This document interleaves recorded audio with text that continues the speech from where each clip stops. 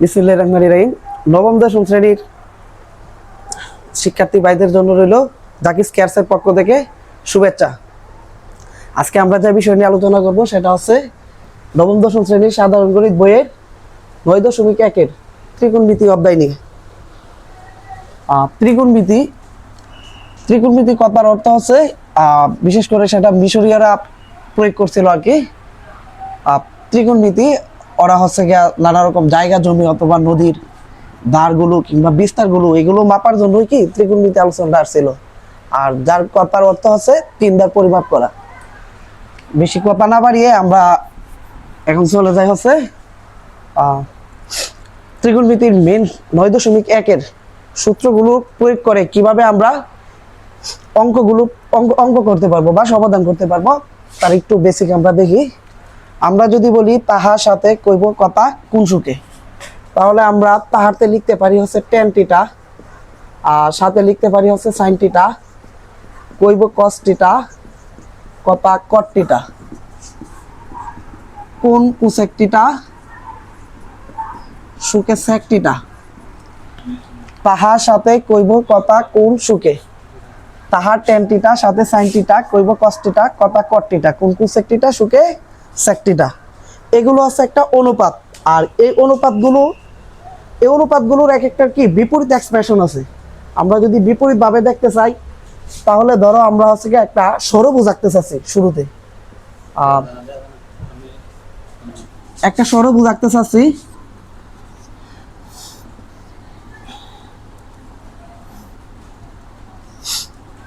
শুরুতে যেহেতু আমরা 1 নম্বরে tan থিটা বলছি, tan থিটা, 2 নম্বরে বলছি sin থিটা, 3 নম্বরে cos theta, tan sin cos, cot theta, কোন cosec থিটা, sec থিটা। এই অনুপাতগুলোর একটা বিপরীত অনুপাত হয়ে গেছে। বলতে গেলে tan থিটা তার বিপরীতে তার সোজা যেটা আছে সেটাকে আমরা বলবো tan এর বিপরীত আছে cot থিটা, sin এর বিপরীত cosec থিটা, cos এর বিপরীত sec থিটা। তেমনি ভাবে cot এর বিপরীত tan থিটা, cosec এর বিপরীত sin থিটা, sec এর বিপরীত cos থিটা। যদি আমরা সেই সূত্রগুলো প্রয়োগ করতে চাই, 1 নম্বরে লিখলাম হচ্ছে tan থিটা, তাহলে এই tan থিটার পরে যে দুইটা অনুপাত আছে, tan থিটার পরে যে দুইটা অনুপাত আছে সেটা হচ্ছে sin থিটা আর cos থিটা। তাহলে আমরা tan থিটার সূত্র এরকম ভাবে লিখতে পারি tan theta is equal to sin theta by cos theta. আবার ঠিক সেম ভাবে তাহলে সেটা রোটেশনটা হচ্ছে বাম থেকে ডান পাশে ঘুরে গেল।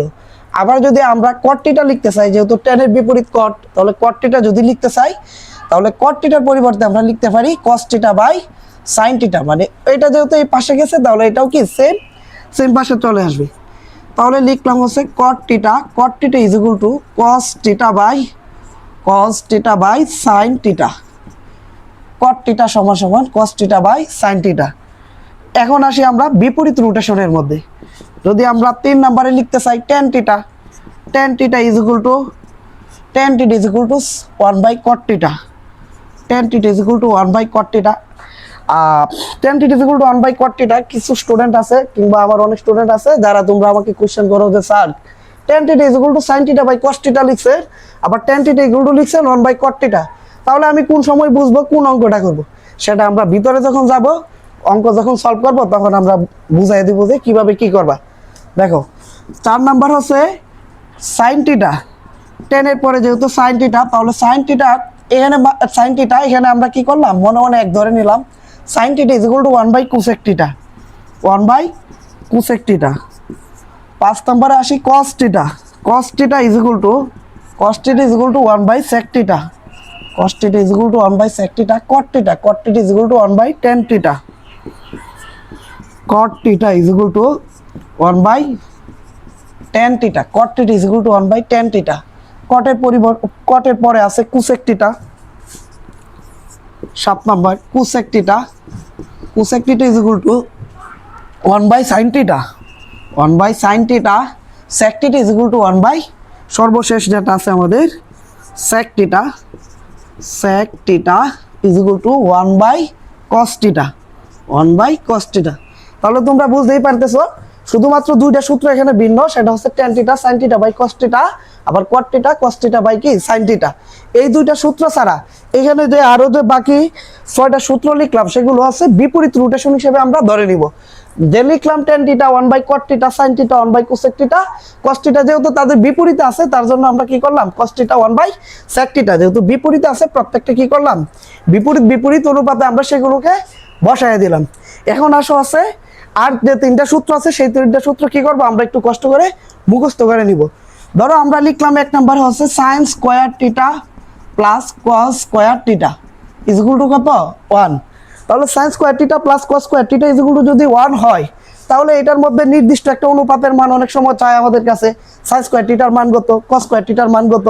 তাহলে আমরা যদি এগুলো লিখতে চাই এটার আমরা জাস্ট এবার ভেঙে দিব, লিখবো sin square theta is equal to 1 1ই লিখবো সমান সমানের বাম পক্ষে প্লাস cos স্কয়ার থিটা, যদি সেটাকে আমরা ডান পক্ষে নিয়ে যেতে চাই তাহলে সেটা হবে কি মাইনাস cos স্কয়ার থিটা। ঠিক সেম ভাবে তুমি যদি আবার cos স্কয়ার থিটাটা প্লাস, এই যে যেহেতু cos স্কয়ার থিটাটা প্লাস, অনেকেই বলতে পারো যে স্যার এখানে প্লাস দেন না কেন, প্লাস এখানে তুমি দেখো এখানে যদি প্লাস না দাও তাহলে সেটা কি প্লাস আছে, যেহেতু sin স্কয়ার থিটার আগে তুমি প্লাস দাও নাই তাহলে সেখানে অবশ্যই প্লাস ছিল, তাহলে এটার আগে যেহেতু কোনো চিহ্ন নাই তাহলে অবশ্যই এটাও প্লাস। আমরা যদি লিখি cos স্কয়ার থিটা, আমরা যদি লিখি cos square theta is equal to 1 1ই লিখলাম প্লাস sin স্কয়ার থিটা সমান সমানের কি বাম পাশে আছে, যদি ডান পাশে নিয়ে যাই তাহলে কি হবে মাইনাস sin স্কয়ার থিটা। ঠিক সেম ভাবে এটার আরো দুইটা সূত্র আছে, একটা হচ্ছে sec square theta minus tan square theta, sec square theta minus tan square theta is equal to 1, sec square theta minus tan square theta is equal to 1। আমরা জাস্ট এই সূত্রটা এটা মুখস্থ করে নিব আর এই যে এই দুইটা সূত্র এইগুলো মুখস্থ করে নিব, তাহলে আমরা এই অনুপাতের মানগুলো এমনিতেই বের করে নিতে পারবো। যদি লিখি বা sec স্কয়ার থিটা, এই যে sec স্কয়ার থিটা লিখলাম, এই সমান সমানের ডান পক্ষে প্লাস 1, সমান সমানের ডান পক্ষে প্লাস 1 যদি আমরা বাম পক্ষে নিয়ে আসি তাহলে সেটা কি হবে মাইনাস 1। আবার যদি সমান সমানের ডান পক্ষের বাম পক্ষের মাইনাস tan স্কয়ার থিটা যদি আমরা ডান পক্ষে নিয়ে যেতে চাই তাহলে অবশ্যই সেটা কি প্লাস tan স্কয়ার থিটা হয়ে যাবে। তাহলে কথা হচ্ছে এখানে কি প্লাস দিতে হবে, শুরুতে প্লাস দিতে হবে না। আবার যদি আমরা যদি বের করতে চাই sec square theta minus 1 is equal two plus tan square theta, ওই মাইনাস tan স্কয়ার থিটা বাম পাশেটা ডান পাশে গেছে প্লাস tan স্কয়ার থিটা আছে। আবার যদি আমরা লিখতে চাই যে এই যে লিখলাম 1 1ই লিখলাম, ধরো সমান সমান ডান পক্ষের 1 মনে মনে রোটেশন করে ফেললাম 1 1ই লিখলাম, এই যে মনে মনে না আমি একবারে ভাঙ্গেই দেখাই তোমাদেরকে, বাম পাশেটা ডান পাশে নিয়ে আসলাম, আবার ডান পাশেটা কি বাম পাশে নিয়ে যাবো, তাহলে ডান পাশে আছে প্লাস 1 নিয়ে আসলাম, আবার বাম পাশে আছে sec স্কয়ার থিটা মাইনাস কি tan স্কয়ার থিটা, তাহলে এই যে লিখলাম sec square theta minus tan square theta 1 is equal two sec square theta minus tan square theta. তাহলে সেটাকে যদি আমরা লিখতে চাই এই যে 1 1ই লিখলাম সমান সমানের বাম পক্ষে সমান সমানের ডান পক্ষে প্লাস tan স্কয়ার থিটা আছে, সমান সমানের ডান পক্ষে প্লাস tan স্কয়ার থিটা যদি আমি বাম পক্ষে নিয়ে আসি তাহলে সেটা অবশ্যই প্লাস হবে, প্লাস tan স্কয়ার থিটা লিখলাম প্লাস tan স্কয়ার থিটা। আবার যদি এই যে sec square theta is equal two sec square theta ছিল, sec স্কয়ার থিটাই রয়ে গেল। তাহলে আমরা মেন বেসিক সেটা হচ্ছে যেটা বুঝবো সেটা হচ্ছে এই সূত্রটা একটু মুখস্থ করবো, sin square theta plus cos square theta is equal two কত 1। আবার এটা শিখবো sec square theta minus tan square theta is equal to 1। আমরা যদি এই দুটো সূত্র শিখতে পারি তাহলে অবভিয়াসলি আমরা এমনিতেই এই মানগুলো কি করতে পারবো বের করতে পারবো। যাদের বেসিকটা একটু ভালো আছে কিংবা যারা আমরা বুঝতে চাই বা বুঝতে পারি বাম পক্ষ ডান পক্ষগুলো ভাঙতে পারি তারা এমনি এমনি কি করতে পারবো সেগুলো ভাঙতে পারবো। এখন এই সূত্রগুলোর মধ্যে আরো একটা সূত্র আছে, সেই সূত্রটা নিয়ে আমরা কি আলোচনা করব। দেখো যেহেতু sin cos গেছে, sec আর tan গেছে, আর একটা সূত্র আছে নরমালি,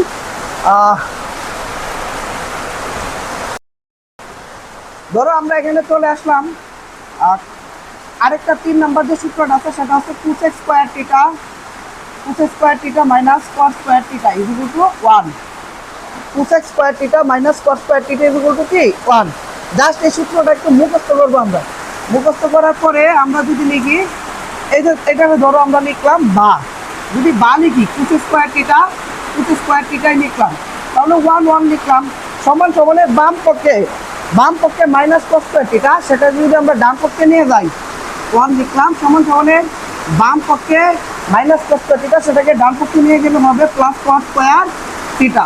তাহলে cosec স্কয়ার থিটা সমান সমান কি 1 প্লাস cos স্কয়ার থিটা। আবার যদি আমরা যেহেতু আমরা cosec স্কয়ার থিটা লিখলাম সমান সমান 1 লিখলাম সমান সমানের বাম পক্ষে মাইনাস cos স্কয়ার থিটা, সেটাকে যদি আমরা ডান পক্ষে নেই অবভিয়াসলি সেটা কি প্লাস কস স্কয়ার থিটা হবে। তাহলে আমরা যদি এখন দেখি বা এই যে কোস স্কয়ার থিটাই লিখলাম, কোস স্কয়ার থিটা লিখার পর সমান সমানের ডান পক্ষে যেহেতু +1 আছে সেটাকে যদি আমরা বাম পক্ষে নিয়ে আসি তাহলে সেটা অবশ্যই কি -1 হয়ে যাবে। আবার ডান পক্ষে প্লাস কস স্কয়ার থিটা সেটা কি প্লাস কস স্কয়ার থিটাই থেকে যাবে। তাহলে আমাদের হচ্ছে sin square theta plus cos square theta = 1, সেটা যদি বের করতে পারি তাহলে আমরা সেখানে sin square theta cos square theta মান বের করতে পারবো। আবার sec square theta minus tan square theta = 1, সেটাও যদি আমরা বের করতে পারি তাহলে সেটার মধ্যে আমরা কি sec square theta tan square থিটার মান বের করতে পারবো। আবার কি sec square theta minus tan square থিটার মানও বের করতে পারবো। প্রত্যেকটা মানে কি করতে পারবো আমরা বের করতে পারবো। যদি আবার ধরো cos square theta minus cos square theta হচ্ছে 1, এই cos স্কয়ার থিটা লিখলাম, এই যে 1 cos স্কয়ার থিটার মান বের করতে পারবো, তারপর cos স্কয়ার থিটার মান বের করতে পারবো। ভেঙে আমরা সবকটার মানে কি বের করতে পারবো।